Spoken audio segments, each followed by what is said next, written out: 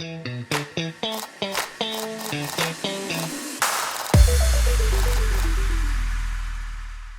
everyone. Welcome to Spotlight by BuzzInContent.com. I'm Nivedita, and today we have with us Mr. Mohd Salman. He is an interior designer, influencer, and he has two very amazing ventures. And could you tell us a bit more about yourself, sir?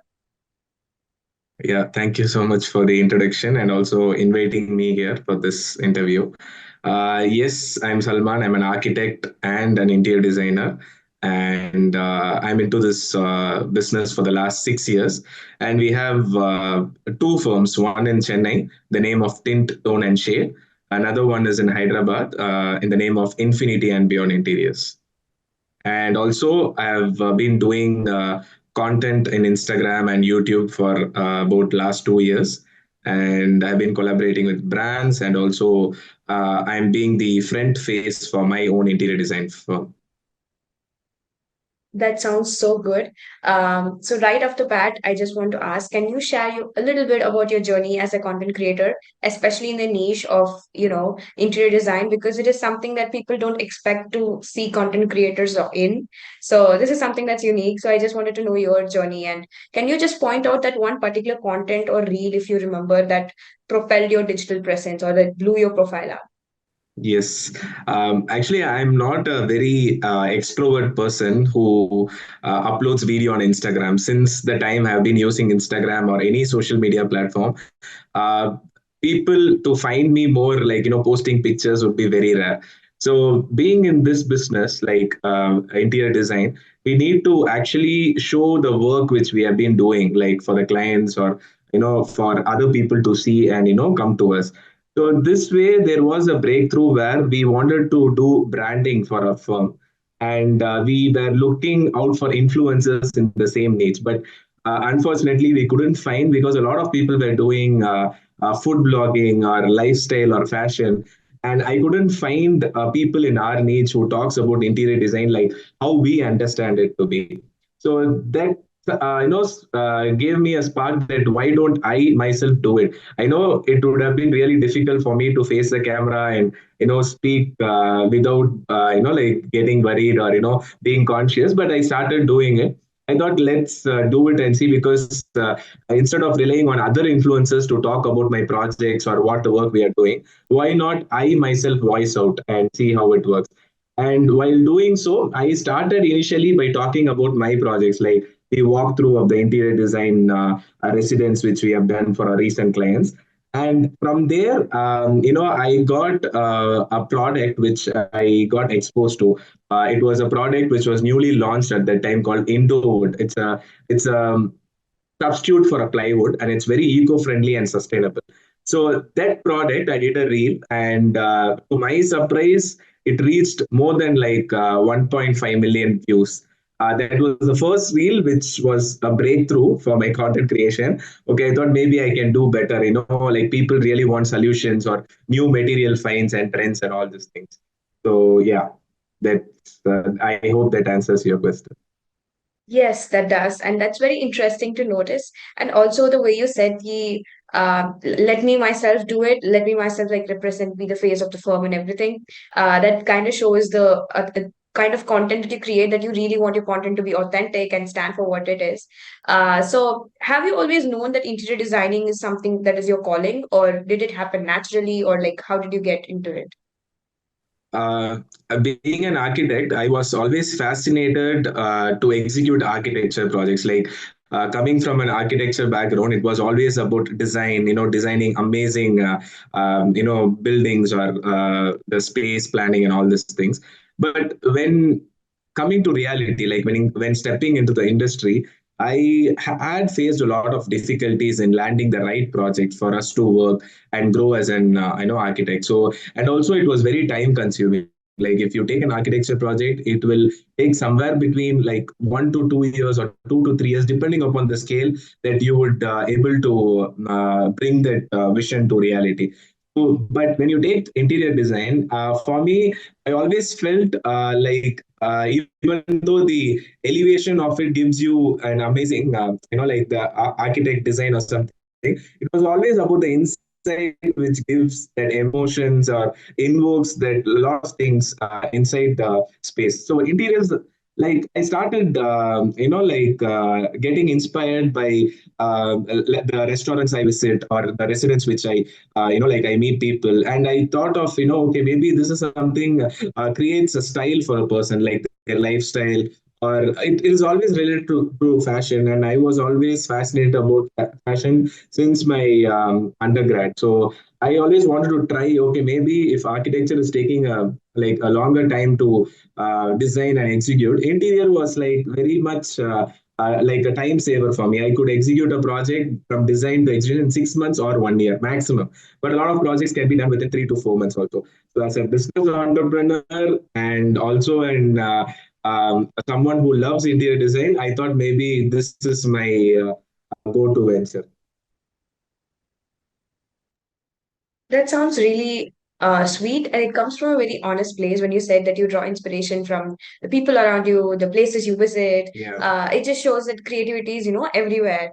And that brings me to the next question, which is, social media is predominantly a place which is for shareable content, for entertainment, because people scroll through reels, they share memes and all that. So, how do you manage to keep your content entertaining as well as educative? Because a lot of your content is about how to keep this away or how to do this or these are tips for this, and so how do you manage to make it entertaining as well as educative? Okay, being an Instagram consumer myself, like in my boredom, I watch a lot of reels, right? I skip the ones which it's not entertaining to me, and people demand those kind of content, even if it's educational. Like if you want to tell something to people, if we are like having a structure where this is how you're going to say, and it is not entertaining or appealing, people just skip it, even how much ever valuable that content may be. So I thought, see, interior design can be even a fun way to, express it to people via social media. So what I did is I created my own concepts. Like, let's say there's a cooking show, and I used to watch a lot of cooking shows. Like when my mom, tuned into TV, and she used to consume a lot of those content. So I used to see this, like whenever they start the video, they'll be like, "Welcome to Sunday's cooking show," or in Tamil they say Sunday Samail. So I thought, okay, maybe to grab people's attention, like I know I'm going to give them a valuable content. So I started those series, and the series was all about testing different types of materials, and as you mentioned, how to get rid of insects or something which people are always facing in their home, and they don't know the solution to get rid of it. So that way, I thought, how can I infuse entertainment and also give solution to people? So that way, people start sharing it, and I receive a lot of comments like this line was really good. We thought it was a cooking show, but again, it turned out to be a solution for a remedy which we are already looking at. So yeah, that is how I see it. That sounds so super fun. And like you said, Sunday Samuel, do you like use regional languages to garner regional audiences as well?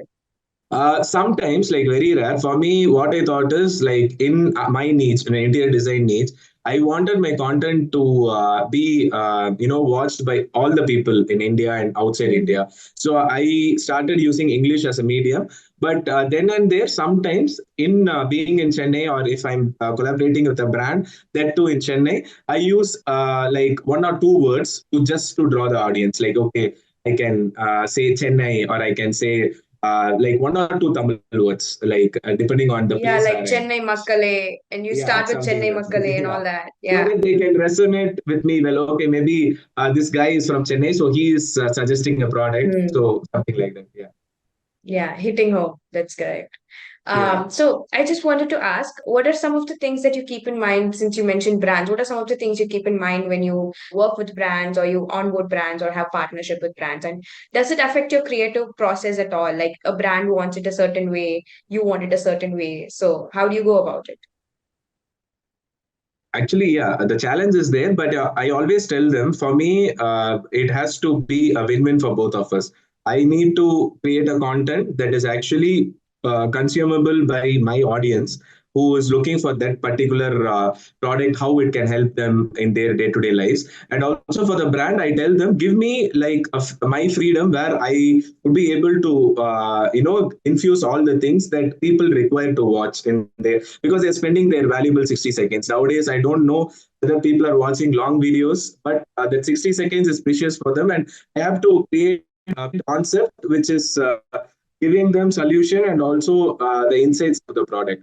I always tell them, as a brand, whoever collaborates with me, I tell them, don't give me too much details, like, because people doesn't want too much details. They want a simple reel and a solution based reel, so that you will also get a lot of reach, a lot of shares, and in turn the people who wants to buy your product, they will buy. But I even now I face some of the brands, not all brands. Now brands have started understanding influencers. They are giving freedom, but there are some brands where they want exactly these words to be used and these terms to be used. And I honestly tell them, if I use it, it won't perform, it won't reach. And I have even actually proved them right. So then they told me, okay, you can take it down and you can do it in your way. So yeah, it happens now and then, but now okay, like a lot of brands are able to give us that space and freedom. That's so true. I think gradually that awareness has gotten there. I also want to know, there is a lot of rise in consumption of content of short form content like Instagram Reels, YouTube Shorts, over a lot of like OTT, or like television has become like, I wouldn't say age old, but the consumption of Gen Z is more towards short form content. So, what True. kind of trends do you see in influencer marketing, and what kind of changes would you think would come across in your own story as a content creator, and what do you think content creators need to focus more on now that this trend has come? Okay, being a business owner, I would definitely encourage a lot of entrepreneurs to do content on social media, be it Instagram, YouTube Shorts, or YouTube long format. See, content is something which is not about being in trend. I feel a lot of people are still getting there, like they are, because this is the traditional marketing is has long gone. People nowhere seeing newspapers or the flyers which they used to pass to us via newspapers or something. I think it is all getting reduced, and they get all the information like with their phone. Like they can Google it up, they can see Instagram, and they can follow pages which they really need. So I always feel still there is a long way to go in the social media niche, and I believe YouTube pays content creators for their time and their content if it's a good amount of subscribers and the views they get. Instagram has just started it. Maybe I've heard in United States they have started paying their influencers, like the people who create content. So I feel maybe in India and everywhere they should start, so that it encourages the person to do more content, and in turn the time they spend can be turned into money. It shouldn't go waste, like just sitting on the camera and speaking, and it doesn't give them like reach, or it's not getting connections or maybe the right network to make money. Then I feel it is not right to do it, right? So I feel whatever content we do or consume, it has to have some value, so that the time which we spend like watching each reel or video should be very something that gives you that exact thing which you need, like in terms of money or your networking or something. Yeah, that sounds really innovative. Talking about such trends, I would like to ask, what are some of the I mean, Instagram did come out with a lot of updates. There's also Meta AI going around. So we'll talk about AI a bit soon, but what are some of the new features on Instagram that you really, really like, or some features that you really think Instagram should have so that it helps content creators? Okay, I really like insights which Instagram provides me, because I'm able to understand like this particular content is able to reach this much of audience, and which states or countries my content is actually really performing. And accordingly, I'm able to change, like, okay, maybe this is the number of shares I'm getting for this content, and this content has got a good number of shares, so that maybe people like these solution oriented content, or maybe they like these kind of outdoor shoots. So they sometimes I have done videos like indoors, like recording in a studio or something, but that didn't perform well. So I found out that maybe my audience like me to go out and shoot in different locations. So that those videos are going really well. So I used to see the dashboard, the insights, like how many people are able to see my content, what is the reach, and all these things I love about Instagram, which I don't see often in other platforms. Like now YouTube also does it, but maybe there is like other platforms like Josh or something and all. I don't do that, but Instagram and YouTube, yes, I really value their insights which they give. But if you ask me about the updates, the recent updates, I would say nowadays I'm able to see insights of stories also. Like I thought stories people might not notice, but I feel people really want to see how your day to day life is, like starting from a day, where you are traveling, whom you are meeting. So I think they actually enjoy those things also. I get a lot of views to my stories. So I thought, okay, maybe this is the right time I should engage with my audience. Like I can ask a poll question and they tell me what is the next video I should be doing. So these kind of features I really enjoy in Instagram. It's about how much you can interact with your followers. So yeah. That sounds really awesome. I mean, insights are something that's really, really useful for content creators and brands alike. Talking a bit about AI, I would like to ask, as a content creator, what are some of the opportunities you see in AI, and what are some of the threats, if I may say, you see through AI? Yeah, so actually, when AI got launched, people had a fear that it might replace them, and maybe people like content writers or video editors, they all felt like AI will overtake them. But I feel it's actually not true. AI is just a tool. Like I consider them as a tool, and I use them. Like, see, AI exists because I am the one who is giving the direction or what exactly I need, because it's my brain which is something I use the tool to execute certain things. So I don't see AI as a threat, but I see threat where people themselves believe that AI will replace us soon. That is the threat. Like you can't assume or believe yourself that it might overtake you soon, because it is you who are going to collaborate with it at work, maybe to get your work done. Let's say it's taking 1 hour and you might get your work done within 10 minutes or 5 minutes. That is good, right? Like you'll be able to do a lot of other works. So I see AI like that, and some of the things which I really love about AI is, see, we don't know all the regional languages, right? We consume content in different languages. So if I get inspired by content and I don't understand the language behind it, AI actually translates it to me within no time. Before, you had to actually maybe find a friend, or maybe in a different city, or someone who need to you have to reach out to. It's time consuming. You need to ask what exactly they are saying and all this thing. But with AI, a lot of things has been really useful. Like you just have to see it as a tool and use it in your day-to-day lives. But don't overdo it, or don't consider that it will, like completely take over your work, or you don't have to do nothing. That is not right. Like even people think I could use ChatGPT all day, get my content ready. But even ChatGPT needs your prompts, needs your understanding, like what you are expecting out of. You need to type it, like all the things which you need. Maybe you can fix your grammatical errors. You can do those things, but you can't depend completely on AI. That's what I feel. That's true. And then talking a bit more, I just want you to like kind of brief about your two ventures. And I'm just kind of curious because you have a lot of followers on your personal account. Was there any particular reason that you decided to have your two ventures as two separate accounts and not, load up on the followers that you already have in your personal account? Okay, actually, the truth about having two different names is, see, we as a brand, we thought, why not we have a studio which focus on as a kind of separate niche of clients. Let's say a luxury segment is what we felt when we entered the Hyderabad market. We felt there is a very big scope to attract the high segment, or the different set of clients. So that is why we try to have two different names. But the thing is that, and one more reason also I would say is, we had different partners and organization in Chennai and Hyderabad. So now we are actually merging both. Maybe soon you will see Tintone and Shade name in Hyderabad as well. So now we are merging it. So that is happening. So that is the reason. Nothing particular that I need to have a different name here, different name there. It was all about these things.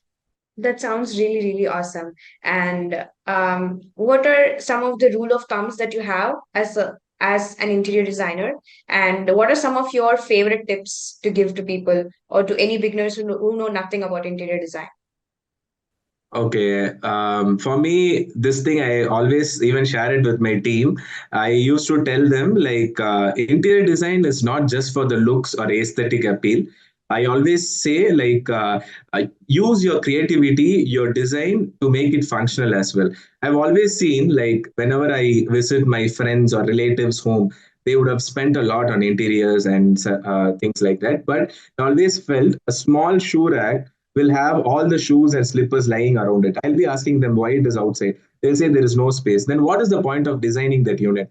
So I always tell my fellow designers, my teammates that no matter whatever unit you design, be it a small rack or anything, first understand the client's lifestyle, like what is their use, how they are going to use it functionally. Because there is no point like you are designing a wardrobe and they are putting all the clothes in a different way, saying that see design wise it looks really good from outside, but inside if it's not functional, then I don't think it has served the purpose. So I feel this is something which I would request all the designers to focus it. It's not just the beauty outside. You need to make sure why a particular design element you're doing there, is it functional, are they going to use it? Yes, you can show your aesthetic on the outside, maybe the variations or the patterns or something. But when you are designing unit, the inside part is all about making the client's functional use to put into you. So that is something which I always tell them. And one more thing is, as much as possible, do a clutter free design. Like don't need to do too much in a space. Just make sure something, a small furniture with a good back wallpaper or something serves the purpose. You don't have to always go for like heavy panels or something to show that how much you can do it, as a design feature. So this is one thing. And I also feel like if someone has like no idea about interior design, I would ask them to go for minimalistic approach. Like minimalism is always good. Like they don't feel that I could have done this, I could have done that, something. They have the option of doing it maybe in a later stage. So I would say go for a minimalistic approach. And minimalism is a trend that is catching on pretty quickly. Yes, So it's that does actually work. okay. One more thing is it's maintenance free. Like you don't have to worry about a long term maintenance. So that way, yeah, minimalism is really the a good option. Yeah. So last but not the least, I just want to ask, what is some form of content that is quite prevalent on social media that you really want to get on board on? I enjoy this videos which is related to like two people getting onto some kind of games, be it in a different content, like it's a food blogging content or it's an interior design. They Mhm. actually debate about it. They like which material is really good, this one or this one. Like I'll tell you this might not work well with water thing, this might work with water seepages or something. And they actually show like they light it up and see the fire resistance out of it. So I enjoy those kind of content. And also when it comes to, like you said, if you are asking about other segments, they do this food competitions, like in 1 minute, like if you can finish this or Yeah. something like that. Those things are fun. And whenever I consume a content, I feel how I can relate to it, the content which I am doing. So yeah, these kind of things and trends is something I'm looking at. That sounds wonderful. And it has been so amazing talking to you. It has been a new experience for me because I've never known interior design could be a niche and content creators are also existing and in that particular niche. And it's really inspirational the work you do. And yeah, thank you so much for coming on Thank you. Spotlight. Thank you Thank so you for much giving for, us your yeah. valuable time. Thank you so much for inviting me. And yes, I really enjoyed the questions which was put out to me, and maybe I could recollect a lot of things which I didn't share it with the previous people. So it was fun. Thank you so much. Thank you everyone Thanks for a lot. watching Spotlight. Stay tuned Thank for more you. Thank you, episodes. Nivedita. Thank you. Thank you.